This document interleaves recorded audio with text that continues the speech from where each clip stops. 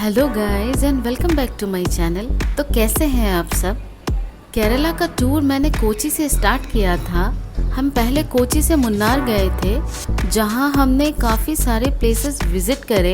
मुन्नार के बाद हमने थेकड़ी में विजिट किया।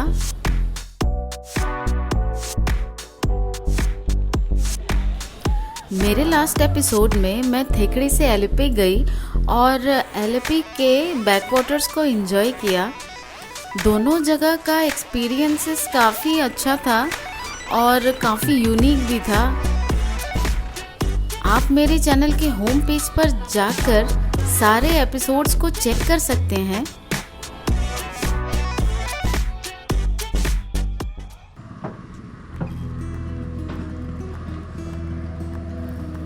आज मैं अपने दिन की शुरुआत एलिपी से कर रही हूँ। ये मेरे एलिपी में सेकेंड डे है और मैं थोड़ा जल्दी उठ गई और हमने सुबह उठ के होम स्टे और उसके आसपास की एरिया को एक्सप्लोर किया, जहाँ सुबह ही लोग अपनी बोट में बैकवाटर्स में फिशिंग के लिए निकल जाते हैं। इसका दिन का पर डे का 2000 का प्राइस था। इस प्राइस में ब्रेकफास्ट भी इंक्लूडेड है।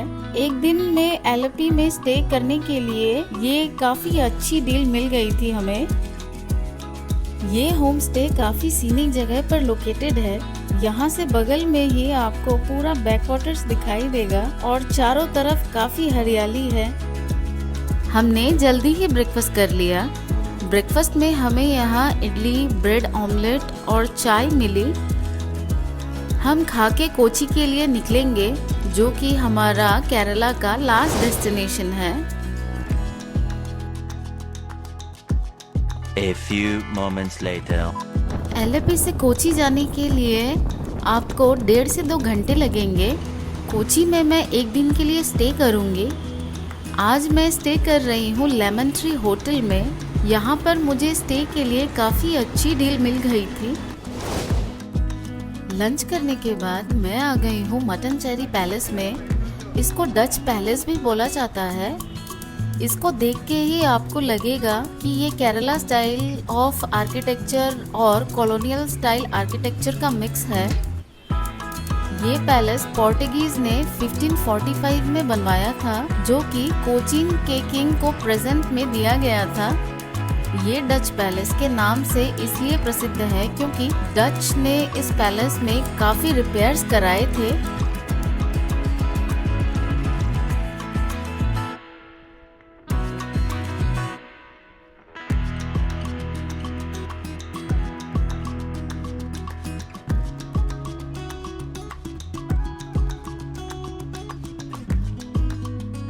मटन चेरी पैलेस के साइड में ही एक बहुत सुंदर भगवान विष्णु का टेम्पल है। टेम्पल बहुत सुंदर और सिंपल सा ट्रेडिशनल केरला आर्किटेक्चर का है। चलिए अब डच पैलेस के अंदर चलते हैं।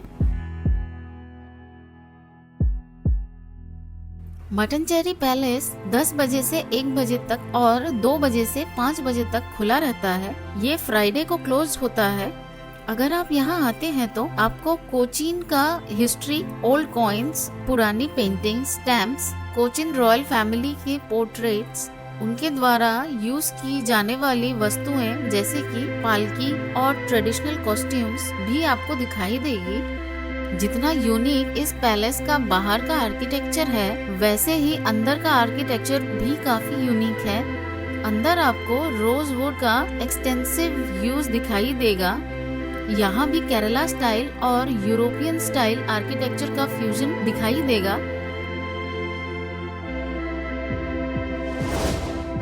अगर आप आर्ट के शौकीन हैं तो ये जगह कोची के मस्ट विजिट प्लेसेस में आता है। इस पूरे एरिया को ज्यू टाउन के नाम से जाना जाता है।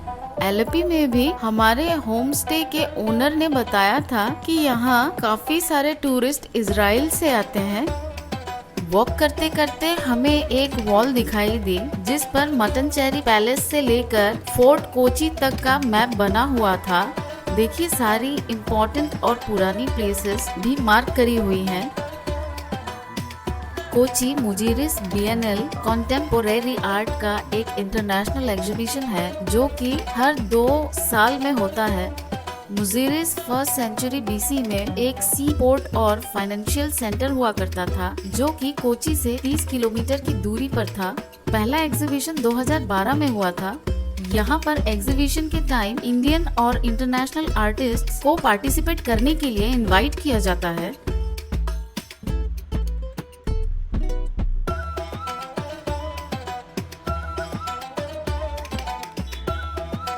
ये शॉप्स पहले लोगों के घर हुआ करते थे। फिर 20th सेंचुरी में ज्यूज का इजराइल में काफी माइग्रेशन हुआ, जिसके कारण बहुत लोगों ने अपने घर छोड़ दिए। ज्यादातर लोगों ने टूरिस्ट के डिमांड को देखते हुए यहाँ कैफे और आर्ट स्टोर के मिक्स को अपने घरों से स्टार्ट कर दिया। काफी सारे लोग यहाँ आते हैं तो कैफेज को जरूर एक्सप्लोर करते हैं। अगर आप ज्यू टाउन आते हैं तो यहाँ आपको पारादेसी सिनागॉग देखने मिलेगा। सिनागॉग उस जगह को बोला जाता है जहाँ ज्यूज प्रे करने आते हैं। दूर से ही आपको क्लॉक टावर भी दिखाई देगा। ये 1568 में बनाया गया था। ये फ्राइडे, सैटरडे और संडे को बंद रहता है। ज्यू टाउन की रोड्स पर आपको बहुत लोग फोटो शूट करते हुए भी दिख जाएंगे। यहाँ की कुछ कॉलोनियल बिल्डिंग्स बहुत यूनिकली डिजाइंड है और कलरफुल भी है। हमने भी यहाँ काफी सारी फोटोज क्लिक करी और फिर हम अपने अलग डेस्टिनेशन के लिए निकल गए।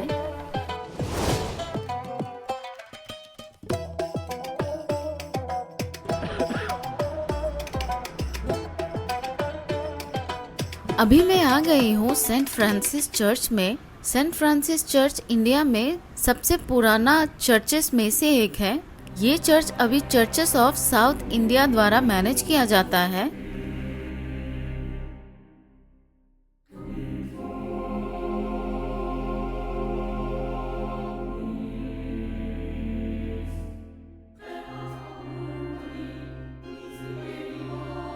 अंदर जाते ही आपको नॉर्दर्न वॉल की तरफ पोर्टुगीज की टोम्स और साउदर्न वॉल्स की तरफ डच की टोम्स दिखाई देंगी। चर्च के अंदर बस एक क्रॉस ही है और कोई आइडल नहीं है। चर्च का सीलिंग वुड का बना हुआ है और जमीन की टाइल्स को आज भी कंजर्व किया गया है।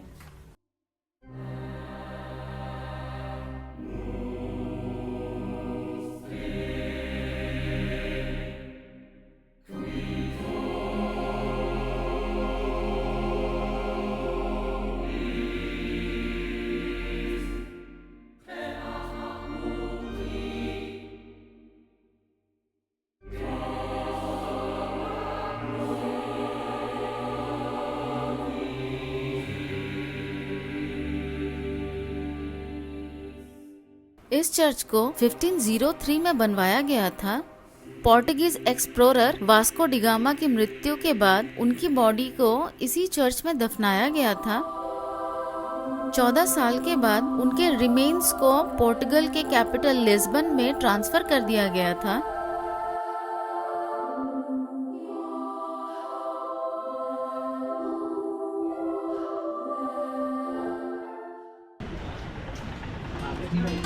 चर्च से निकल के अभी हम वास्को डिगामा स्क्वायर की तरफ जा रहे हैं। यहाँ पर आपको रास्ते में अच्छे कैफेज, पब्स और होटल्स, कॉटेजेस और होमस्टेज भी दिखाई देंगे। Vasco da Gama square Chinese fishing net के लिए जाना जाता है, जहाँ आप मछुआरों को नेट यूज करके फिशिंग करते हुए भी देख सकते हैं।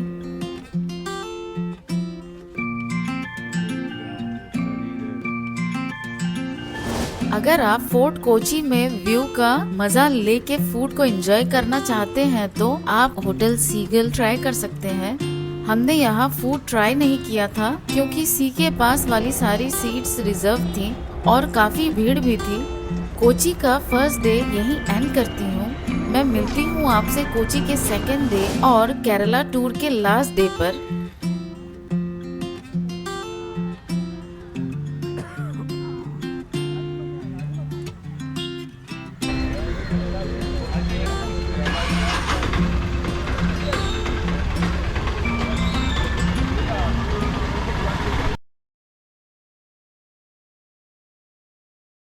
अभी मैं आ गई हूँ केरला फोकलोर म्यूजियम में। ये हमारे होटल से एकदम पास में था, तो हम चल के ही आ गए। ये एक प्राइवेट म्यूजियम है। म्यूजियम के फाउंडर्स ने इस जगह को टेम्पल जैसा बनाया है। जो फैमिली इस म्यूजियम को ओन करती है, उनका विजन था कि इस म्यूजियम को लोग टेम्पल ऑफ आर्ट के नजरिए से देखें। यहाँ पर एंट्री के लिए पर पर्सन आपको 200 रुपए पे करना होता है। फोटोज या वीडियो लेने के लिए आपको यहाँ 100 रुपए पे करना होता है। एंट्री करने के लिए आपको बाहर ही जूते उतारने होते हैं।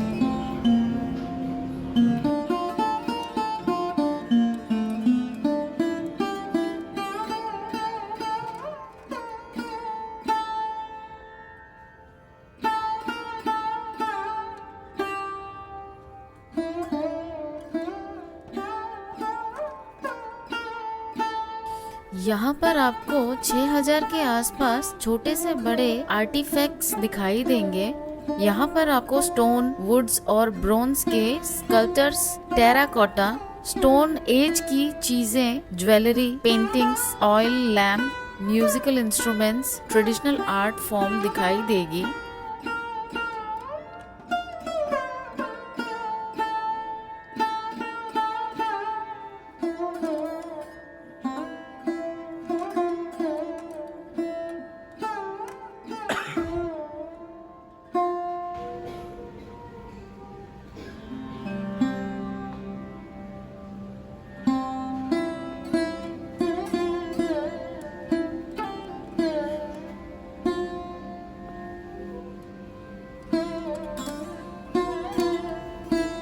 ये म्यूजियम 3 फ्लोर्स में डिवाइडेड है।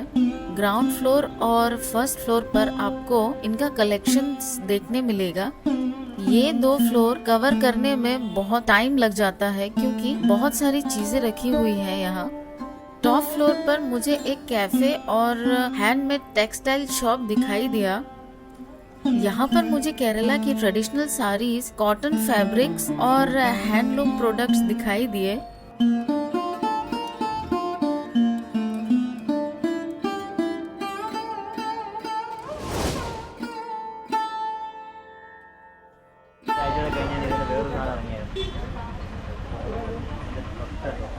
अभी मैं आ गई हूँ हिल पैलेस म्यूजियम में।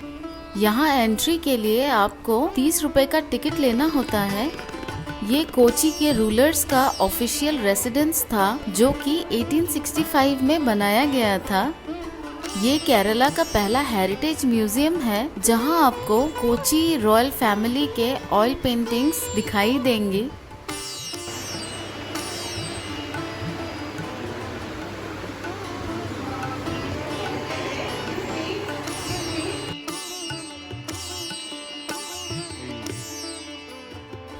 कॉम्प्लेक्स गार्डन में फाउंटेन्स के कारण पैलेस कॉम्प्लेक्स काफी सुंदर लगता है। पैलेस कॉम्प्लेक्स 51 एकड़ के एरिया में फैला हुआ है। कॉम्प्लेक्स अलग अलग ब्लॉक्स और सेक्शंस में डिवाइडेड है। यहाँ पर आपको 18 गैलरीज देखने मिलेगी जो कि पब्लिक के लिए ओपन है। कॉम्प्लेक्स के अंदर आर्कियोलॉजिकल म्यूजियम, एक हेरिटेज म्यूजियम और एक पार्क भी है।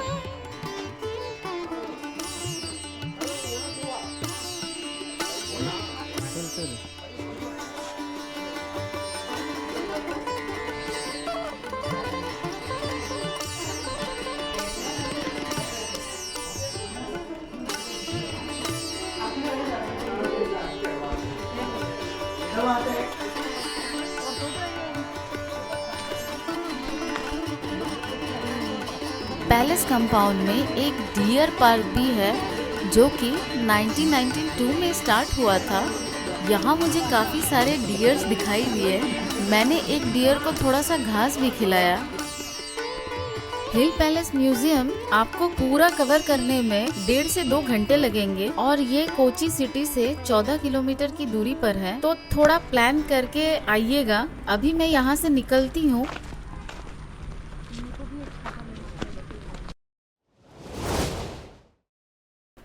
अभी मैं आ गई हूँ लुलु मॉल। लुलु मॉल कोची में एक टूरिस्ट अट्रैक्शन है क्योंकि इस मॉल की गिनती इंडिया के सबसे बड़े मॉल्स में होती है। यहाँ का नियरेस्ट मेट्रो स्टेशन है ईडापल्ली स्टेशन।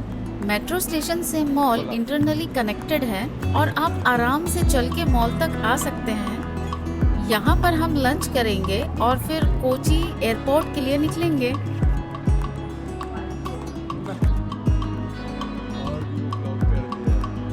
लंच करने के लिए हम फूड कोर्ट वाले सेक्शन में जा रहे हैं। यहाँ आपको खाने के काफी सारे ऑप्शंस दिखाई देंगे।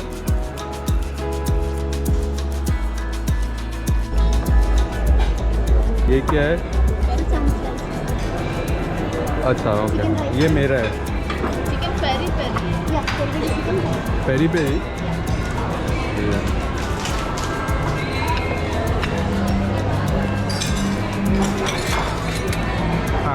हेलो, ए सुनो, हाँ मैं अगर नहीं खाने सकूंगी ना मैं तुम लोग दोनों को दूंगी, ठीक है? तुम लोग खाने ठीक है? ओके, स्टार्ट करिए आप भी, मेरा जब आएगा तब आएगा। मैं तो खा रही हूँ भाई, मेरे को तो भूख लग रहा है। और वैसे भी मेरा वेट ही कौन करता है जब मैं किसी का वेट करूँ। खाना तो भूख लगा है तो खा। A few moments later. Airport जाने के रास्ते में हमने आधे घंटे के लिए एक जगह पर स्टॉप लिया। यहाँ पर एक बहुत ही सुंदर सा टेम्पल और ब्रिज दिखाई दिया जो कि पेरियार रिवर के ऊपर बनाया गया है।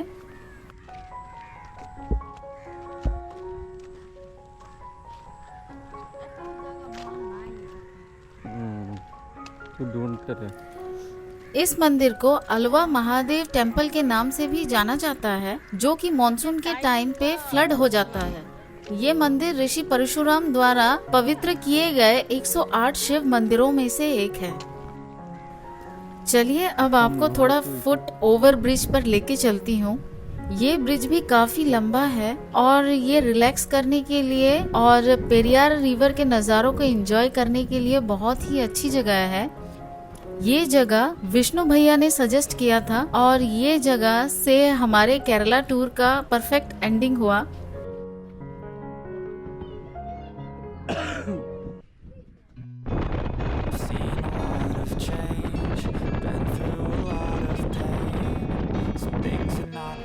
अब हम पहुंच गए हैं कोची एयरपोर्ट। अगर आपके पास टाइम हो तो आप कोची एयरपोर्ट के आर्किटेक्चर को अच्छे से एक्सप्लोर ज़रूर करना। तो ये था हमारा केरला का 9 दिन का टूर, जो कि हमने मुन्नार से स्टार्ट करके कोची पर एंड किया। मैं विष्णु भैया को स्पेशल थैंक्स देना चाहूँगी जिन्होंने हमारे ट्रिप को और इन्जॉयबल बना दिया और हमें नई नई जगह एक्सप्लोर करने में हेल्प किया। तो चलिए मिलते हैं फिर किसी नेक्स्ट एपिसोड में, तब तक के लिए बाय।